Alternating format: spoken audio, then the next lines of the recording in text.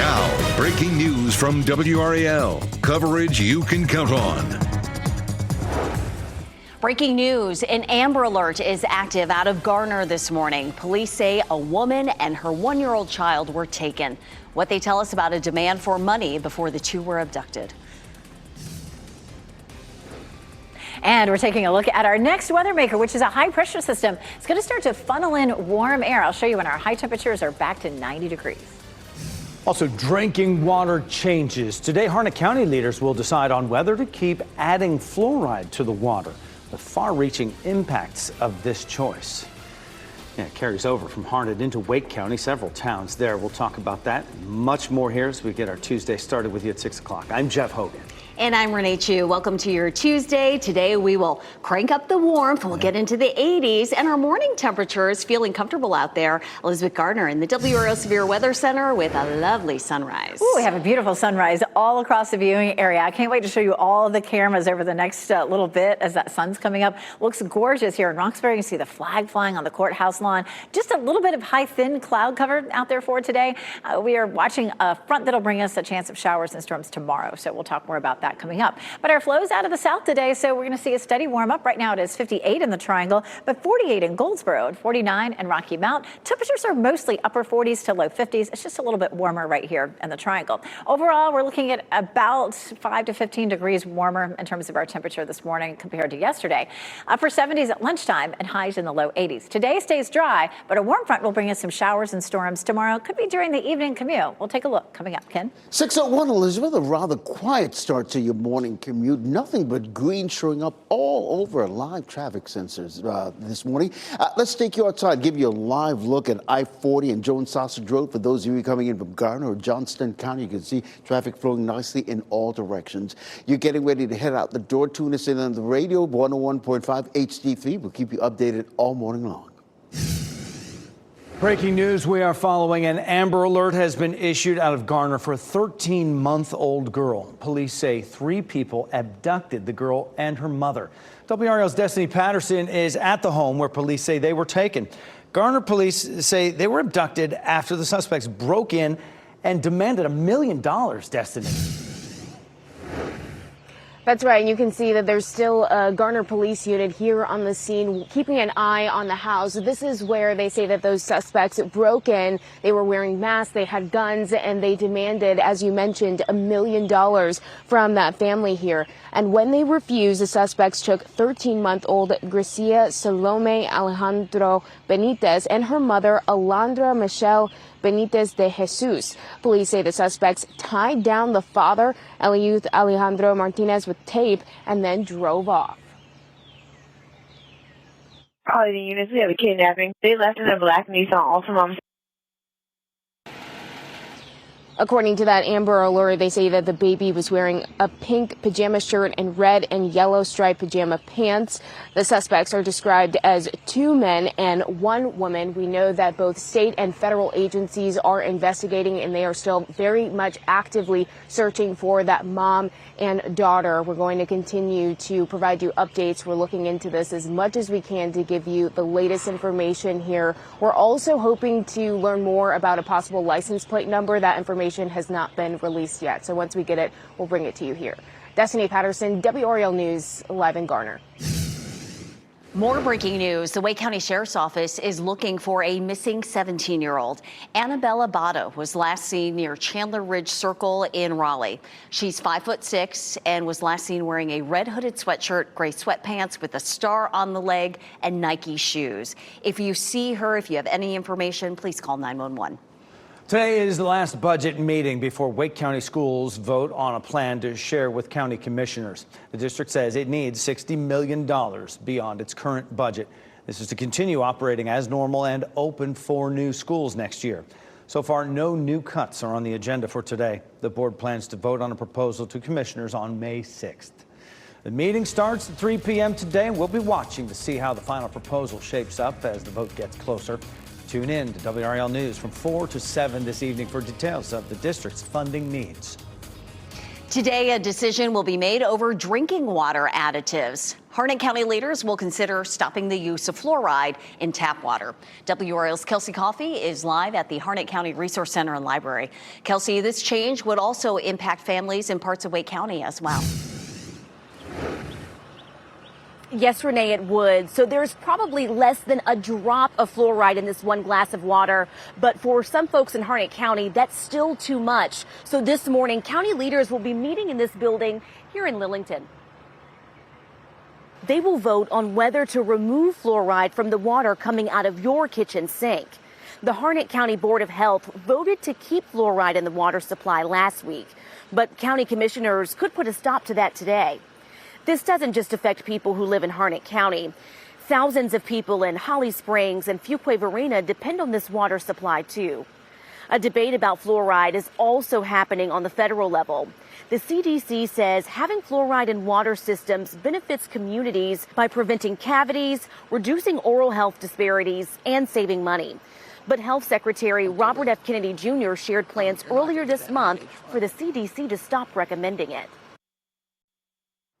County leaders will meet this morning at 9 o'clock, so we'll be sure to keep you updated on their decision. Kelsey Coffey, WRAL News, live in Harnett County. Your hobbies, your religious views, your sexual orientation. Companies can track all that information and even sell it. Now some state lawmakers want to crack down on that. Today, the legislature will debate making businesses get your permission to collect or sell your data. The bill would also restrict social media access to people over 18 and require proof of ID to sign up. In Minnesota, a spring storm left behind plenty of damage. Thousands were without power after strong winds and hail swept through yesterday. And you can see the destruction. This large tree knocked down, a barn was destroyed, and owners found debris tossed a half-mile down the road.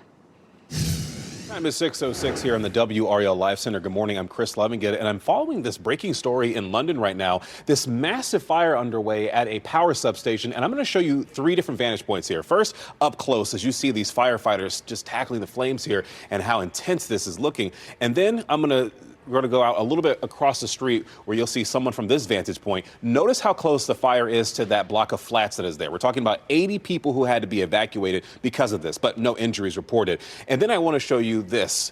This is from afar. That is how heavy these the flames and the smokes are sending it across the city right there. But in terms of what caused the fire, that's not known just yet. But the power company running that substation says this is an isolated incident. Thanks, Chris. Today's day 2 of jury selection in the trial of a Raleigh man accused of beating his mother to death. Christopher McCullough is charged with murder. It happened in August of 2023. McCullough is accused of going to his parents' home on Ingate Way in Raleigh and beating his mom and dad in front of his 2-year-old child. His parents were in the hospital for weeks.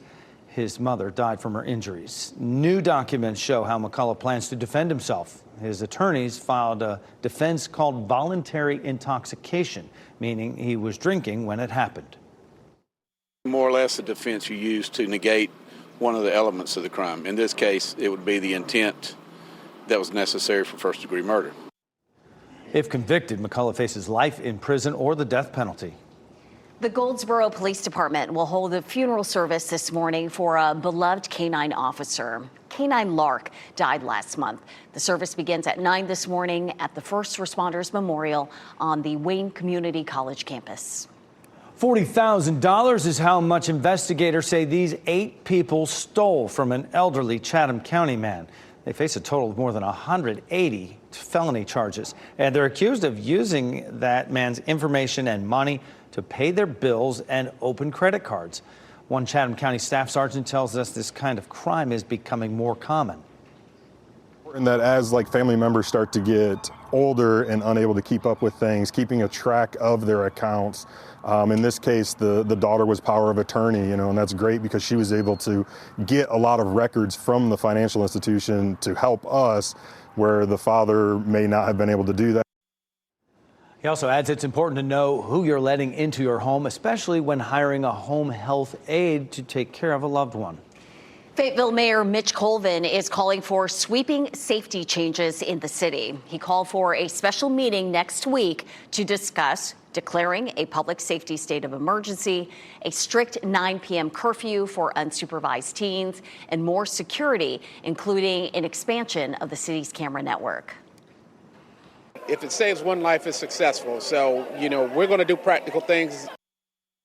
Comes after a series of recent shootings in Fayetteville, including one near the Dogwood Festival over the weekend and one at the city's carnival back in March that left a child hurt. City Council will review new safety recommendations at their meeting next Monday. Tonight, leaders in Cumberland County will reflect on progress and look ahead to the future. Chairman Kirk Deviere will deliver the State of the County address. It starts at 6 p.m. at the Cumberland County Historic Courthouse, and the public is invited. Today, the NC Black and Brown Policy Network will hold an advocacy day. It starts at 9:30 this morning at the State Legislative Building in downtown Raleigh as you look live. The group will spend the day urging lawmakers to work on issues that affect Black and Brown communities across our state. That includes housing availability, immigration, education, and health care. 10 after 6 on your Tuesday, expanding execution methods. New legislation could provide more options for those facing the death penalty. The new choices up for consideration.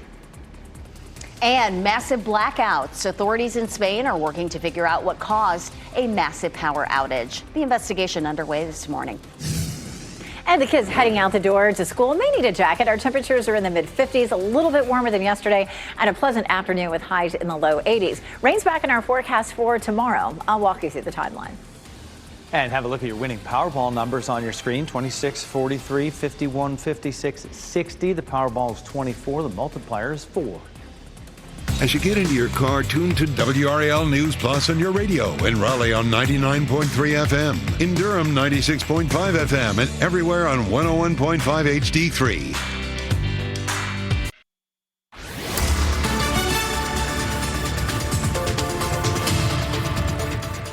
6:13. It's a lovely start out there this morning. This is a live look at RDU, seeing lots of sunshine. At the bus stop, temperatures are a little warmer than they were yesterday, looking at anywhere from the low to mid-50s for most of us.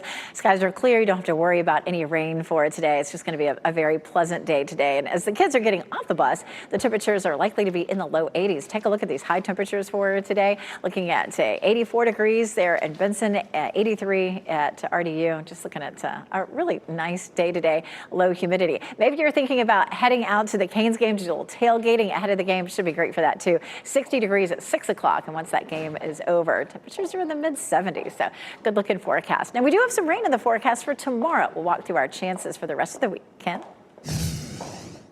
Elizabeth, we're following some breaking news on I-40 eastbound in Sampson County. We're getting reports of a crash involving several tractor trailers. We're working to confirm that, but we're getting calls into the newsroom as a result. You can see the huge delays it's causing there. And those I-40 eastbound there, Highway 17, not far from Fayetteville. We'll keep an eye on that, let you know if it's going to continue to affect your morning commute, particularly if you're heading east, maybe to the coast. Around here, though, all our major routes locally are delay-free at this hour. Thanks, Ken. The U.S. Supreme Court declined to hear Karen Read's double jeopardy claim. Read is on trial for the second time, accused of killing her boyfriend in 2022. Her first trial ended with a hung jury. They say a retrial on those charges is a violation of Read's constitutional protections against double jeopardy. If the Supreme Court had agreed to hear the double jeopardy case, the murder trial would have been put on pause. Today, state lawmakers will discuss a bill that would allow criminals who are sentenced to death in North Carolina to choose new methods for their execution.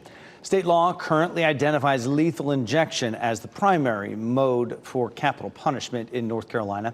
Due to legal challenges, the state hasn't carried out a death penalty sentence since 2006. But if executions were to resume, House Bill 270 would allow death row inmates to choose between lethal injection, electrocution, or death by firing squad. A legislative committee plans to discuss the bill today. Power has been restored to tens of millions of people across almost all of Spain and Portugal after a massive blackout yesterday. There are still disruptions as questions mount over what caused it. Michelle McConaughey is here now with what they're dealing with today. Michelle. Renee, this morning, nearly all of Spain and Portugal have their power back on after the blackout. The massive power outages saw widespread disruption, and a state of emergency remains in place in Spain. The outage caused huge traffic jams. Rail travel also ground to a halt, leaving people stranded as they tried to get home. Play at the Madrid Open also suspended. Many schools remain closed today because of the outages, but flight delays and cancellations are slowly falling across Spain and Portugal. Still, many are struggling. I'm trying now to leave, and we heard there is no metro, no trains. Me and my colleagues needed the train to also go back home. The city is complete chaos from what I can see walking until here. Phone service and ATMs were also knocked out. Portugal's Prime Minister Luis Montenegro says there is no indication of a cyber attack, while Spain's Prime Minister Pedro Sanchez warns against any speculation. Spain's King Felipe chaired a national security meeting to try and figure out what caused this outage. We'll bring you updates as soon as we have them. The U.S. Navy says a $60 million fighter jet fell off a ship into the Red Sea. An FA Super Hornet fighter jet, similar to the one pictured here, fell overboard from the USS Harry Truman aircraft carrier. Authorities say that ship came under fire from Houthi fighters and had to make a hard turn to avoid the attack. And during that maneuver, the jet fell off of it into the water. Local religious leader and activist, the Bishop Reverend William Barber, was arrested in the U.S. Capitol Rotunda. He and others in an interfaith prayer gathering were taken into custody yesterday. Barber's nonprofit says they were praying in protest of proposed budget cuts. Barber is the former North Carolina NAACP president. He has also been arrested while protesting in D.C. in 2016 and 2021. Former St. Augustine's University head men's basketball coach Clarence Brown is suing the university. Court documents show the university cut Brown's position in December. The school slashed its staff in half late last year to reduce expenses. It also discontinued its men's basketball program. Brown says the university ended his employment contract without cause, and they now owe him $23,000, he says. It is 6:18, a beautiful day in store, and it is off to a lovely start. Meteorologist Elizabeth Gardner gives us the sunrise views from our WRAL Live Cam network. Feeling very comfortable out there this morning. Our temperatures are mostly in the 50s, almost 10 degrees warmer than yesterday, at least in some places. A few high, thin clouds, but generally today is going to look very much like yesterday with lots of sun. Fayetteville, Raleigh, Apex, Chapel Hill. Chapel Hill's courtesy of Top of the Hill Restaurant, all looking nice and comfortable this morning. Our next weather maker is a cold front that's back to the west. We also have a warm front that'll be out ahead of it. The warm front's going to bring in some showers and thunderstorms tomorrow. But this cold front, it's been producing some severe storms along it, stretching all the way from Canada back here toward Oklahoma and Texas. Here in Oklahoma, we have some severe thunderstorms happening right now. So that arrives here on Friday into Saturday. But right now, we're not looking at that same threat for severe storms. Texas, it's a level 3 today. The Ohio Valley up toward New York, also level 3 today. But that's likely to stay to our west, at least for the next several days.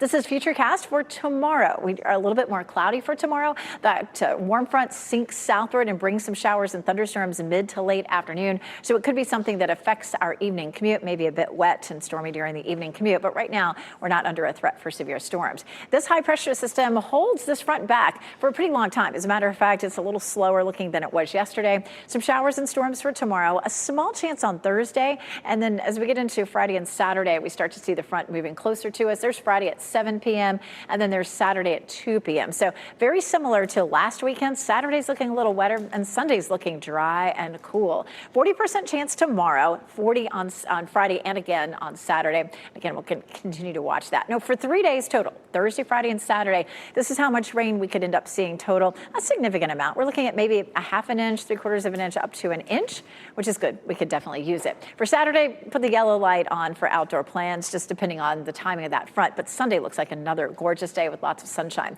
Now, Thursday's a hot one at 90 degrees. And then after that, we cool back down. Coming up, Ken, I'm going to show you how close that 90 is to a record high. Ooh, a little bit on the hot side. It ain't so, Elizabeth. Thanks. Hey, listen, we're following some breaking news in Sampson County. We're talking I-40 eastbound this morning.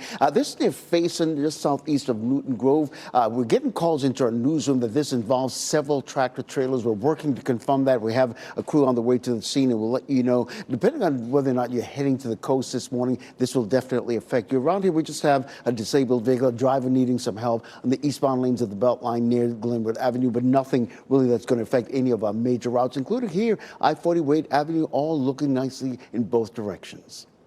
Thanks, Ken. Talking about bar employees charged, some staff members at Star Bar in Raleigh were arrested in connection with a recent shooting. I'll tell you what police say about their involvement. And defining an emergency. That's a question for Wake County school leaders. How this will shape their cell phone policy.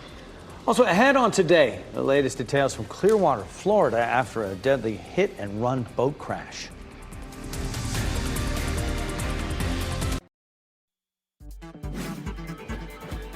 This What's Trending report, sponsored by Rug & Home. A woman is honoring her late husband while completing marathons. Also, a celebrity baby celebration. Ken Smith here. Now, what's trending, Ken? Yeah, the Harry Potter family is expanding. Rupert Grint celebrating the birth of his second daughter. Of course, he's best known as Ron Weasley in the Harry Potter franchise. Grint posted a photo of Goldie G. Grint, saying she's a 10 out of 10 baby. Fans, of course, are excited to be celebrating another Weasley. Just peach fuzz on Goldie's head, but we'll see if maybe she has red hair like all the other Weasleys. Now, Rupert and his girlfriend have a 5-year-old daughter named Wednesday. His first post on Instagram was celebrating her birth back in 2020. I'm sure he's excited to be a new dad. Goldie, cute nickname. Yeah, so how about this? Laura Coleman Day ran in the London Marathon over the weekend while wearing a wedding dress. It would have been her 6th wedding anniversary to her late husband, Xander. Since his passing last year, Laura has run 12 marathons in 12 months. This is her 13th run in honor of her late husband. Pretty great show of support there for her. Her husband, Xander, died from leukemia last year. And all her runs, all 12 of them, now 13, have raised money for blood cancer research. So all the right reasons. Yeah, what a way to honor An incredible his memory. tribute. Yeah, good stuff. Thanks, Ken. Seeing natural beauty closer to home gets a little more expensive this week. Reservation fees at state campgrounds go up on Thursday. It's the first major fee increase for state park facilities since 2019. This affects peak season entry fees at reservoir state recreation areas, most camping sites, and some boat slip rentals. And today looks like a beautiful day. Temperatures are a little bit warmer than yesterday. 0 chance for rain today, but we start to see that go up for tomorrow. I'll show you how much rain we could see starting tomorrow through the weekend coming up. Fluoride final vote. A decision will be made over water additives in Harnett County and parts of Wake County. How this lines up with fluoride debates on the federal level. And we are staying on top of the Amber Alert out of Garner. A woman and her 1-year-old child were taken from a home. What police say about the demand for money and the abduction.